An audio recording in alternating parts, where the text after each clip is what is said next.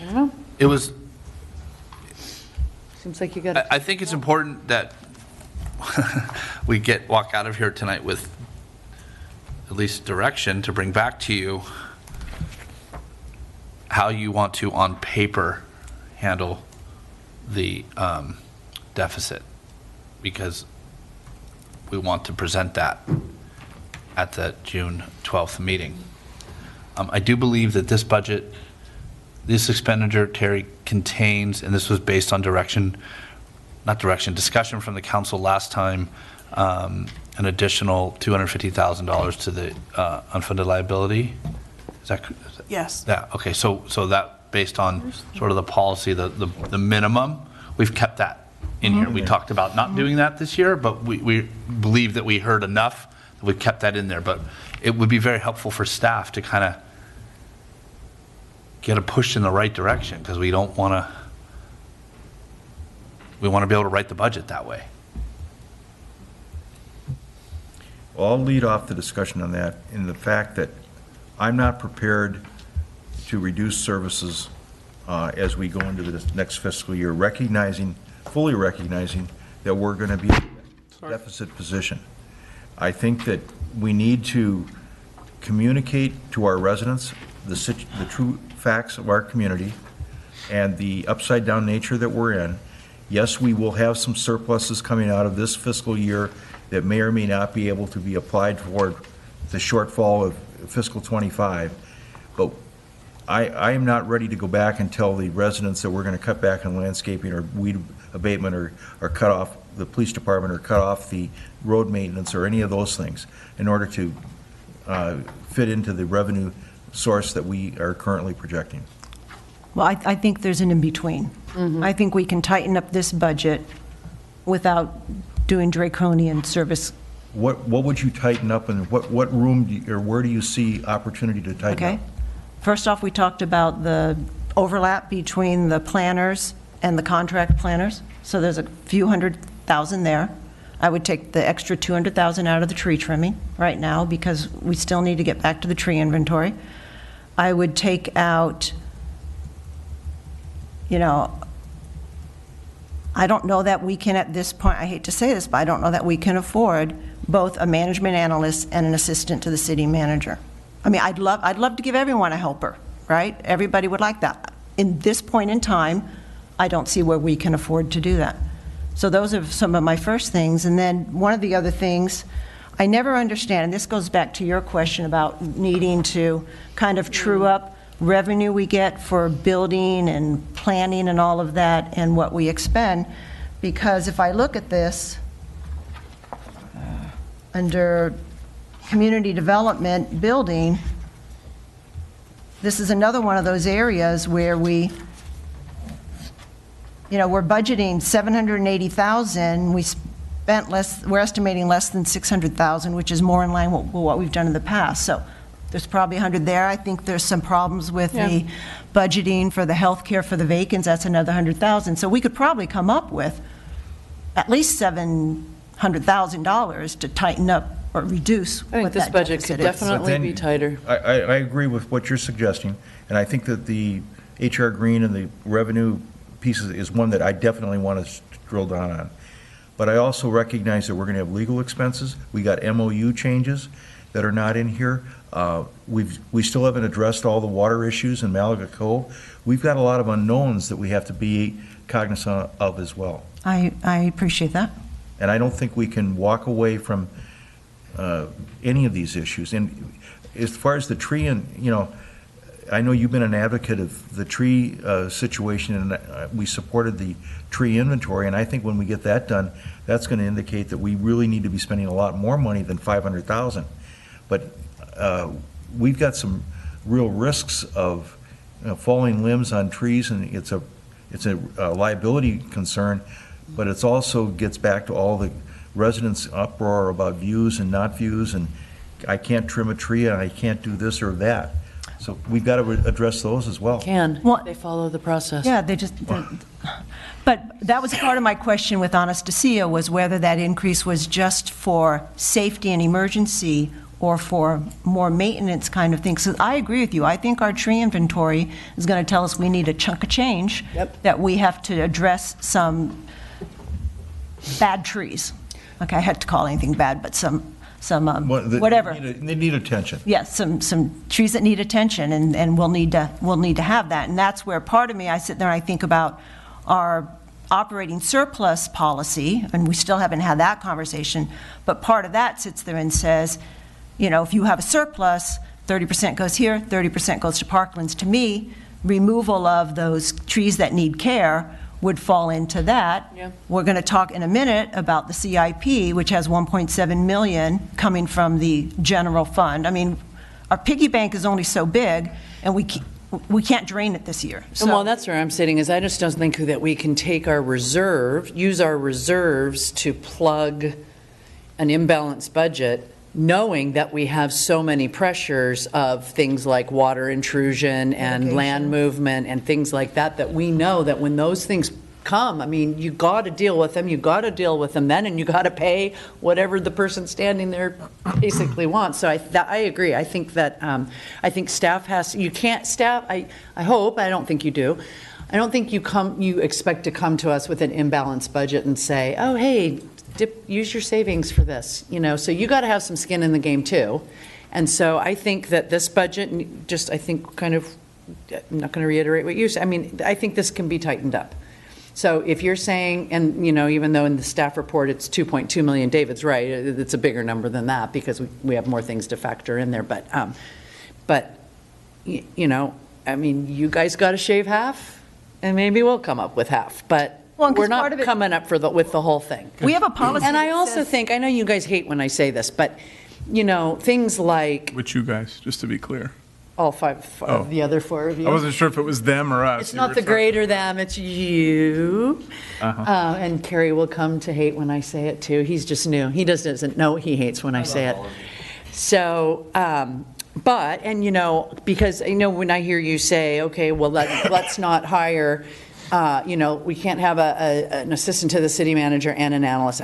Personally, I think then taking things like that out of the budget or cutting off our nose to spite our face, because I think we need those to run well. So we just keep putting ourselves in this hole of not being able to manage ourselves. But what I would say is over here in the corporate for-profit world, we say to managers, okay, you can hire this level person in the first 3 months of the fiscal year, the first half of the fiscal year, and you can hire that person in the second half of the fiscal year and, mold that so that we can kind of absorb that salary increase over time or something like that. Yeah, or you put them both out to the second half of the fiscal year. You say hey, reality is if you start searching now, we'd be lucky to have someone in the second half of the fiscal year. So, and I feel like that's true for Mr. Police Chief, also trying not to make eye contact. I think that's true for open position. You have to take these budgets I think can be tightened by taking a realistic view of when you're actually going to fill these positions, because I think then we wouldn't be so nervous about, oh my God, this huge number, and then when really the number's $1 million less because we know we're not going to fill it on July 1. So I have two comments. Number one, the direction that the last couple of speakers have given is literally the exact opposite of the direction that we gave during the last meeting that we had on this topic. And number two, I don't have any reason to make this more complex just to satisfy, look, we have a staffing problem. Carrie started this meeting by telling us that they have been so stressed out this week and today, and trying to get this done is nearly impossible. We should be focused on hiring, not on, yeah. It's just we have a problem, and the problem isn't that these numbers don't add up in exactly the way that you would prefer. The problem is that we have been spinning people's wheels on absolute nonsense so long. It's ridiculous. We are in the business of running the city. That's it. That's what we're here to do. This is a, it's a fiction to sit there and say, oh, well, we'll hire someone 6 months later than we would. It's just like, go hire the people, please. You're authorized to hire them. Hire them. Hire them as soon as you can, and put together a budget that shows that assumes that they're going to be here on July 1st. And how are you going to fund that when you're $3 million in the hole? Where's that money coming from? We already Gotta had this fund it. discussion. No, we didn't. We didn't come to an agreement We last year. absolutely did. I think that- 3 out of 5 of us already gave the instruction that we did not want to cut services. Period. It's done. Conversation's over. We don't need to spend another hour talking about it. We're not talking about cutting services. Nothing I said here was cutting services. Nothing. If you are talking It was about not adding deferring, if you're services. talking about deferring hiring, you're talking about cutting services. It's the Or if same you're- thing. Or if you're talking about not letting them have an analyst or someone to relieve the pressure from all the residents' daily phone calls, that it's diverting Carrie and others from getting productivity done, that's cutting services. It's a community with a median household income of like $275,000, and we sit here and slice and dice 10 cents. It drives me crazy. Well, it can drive you crazy, Jim, but you still got to pay for it. So you're saying we're taking the money out of reserves. I'm saying we should go ask. Yes, absolutely. Yes. That was a decision we made. That was a decision we made when we discussed this a couple of weeks ago. We're too mired in the details and not in the strategic direction to turn this situation Whatever. around. Anything else? And I we've got to disagree. put the faith in the city manager that he or she's going to lead us to the right answers, and we've got to support that. Okay. We haven't given them the opportunity to do that. All we do is give them more questions and things to bird dog and keep from doing what he needs to be doing. Well, when we keep reinventing the wheel, that's what happens. The statement that it's Groundhog Day because every time we end up back here with $1 million surplus from the money that didn't get spent from the last time, and I understand why, is valid. And I don't think that you're giving enough credit to the fact that that occurs. And I think the frustration is we're constantly chasing our tail on, geez, there isn't enough revenue, and so we're always squeezing our way out of staffing and whatever else to achieve that savings to try and desperately get to that bottom line. And this is probably going to be the first year where we're going to go around the corner and not have that happen. So I don't, it is what it is. I mean, in this corporate world example where you map out, when you're going to hire people and when your expectations are, the other side of the ledger is you also probably expect increasing sales too. Right. Right, and so Right. we got to go ask that question, though. Yeah. We've been sitting, I've been here, when I was elected, I knew that we needed to address exactly your point. Yeah. And we've been sitting, hemming and hawing about it for an awfully long time. Right. So let's go do that. When we started on the council, we were doing the same thing. But I can tell you, I remember when, just a couple of months ago, we had a city manager made the mistake of shutting down the engineering division of the Public Works Department, and people were very unhappy about that for very good reason. We cannot operate the city with no staff. So what's our direction to staff? One direction that I've heard is don't cut services. And the other direction is, with that direction, how can you tighten up the budget? And those two aren't mutually exclusive. Look, And we're looking for options. I am not opposed to tightening up the budget. If you guys find errors or omissions here that need to be, I get it. That's great. Let's get those in there. But I do not support hey, let's pretend that, let's try to live without a city clerk for an extra 3 months.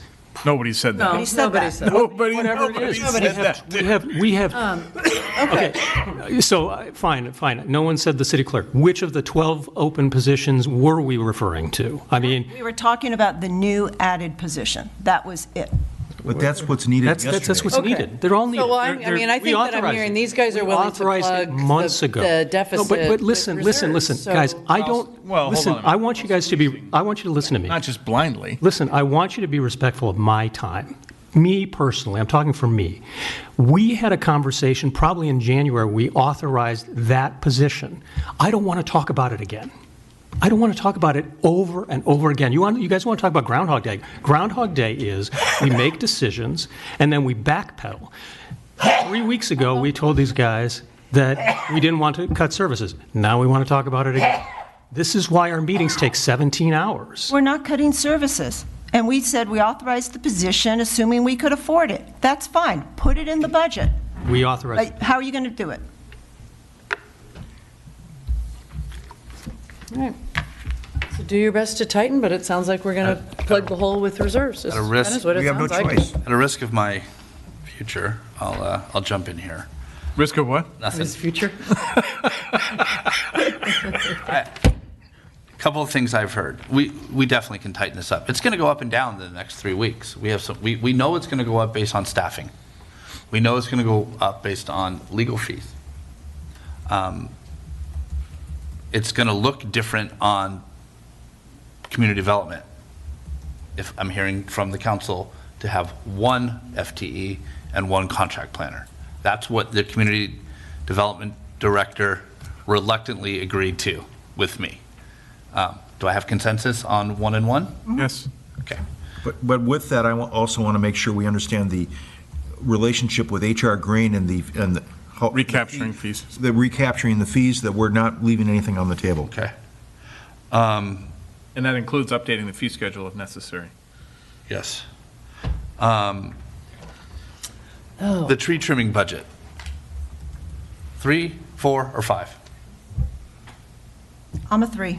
3 until we can prove that there's excess cash or no deficit. Whatever we spent last year plus inflation. Got it? Anastasia, got it? Tree trimming budget? He said plus inflation. Plus inflation, I agree that has to have inflation. We'll bring a new number. Last year plus inflation is probably 3, because wasn't it 2 something? It was 297. Okay, whatever, 350. 350. 350, there you go. Done. 350. Done. Thank you. That just went down.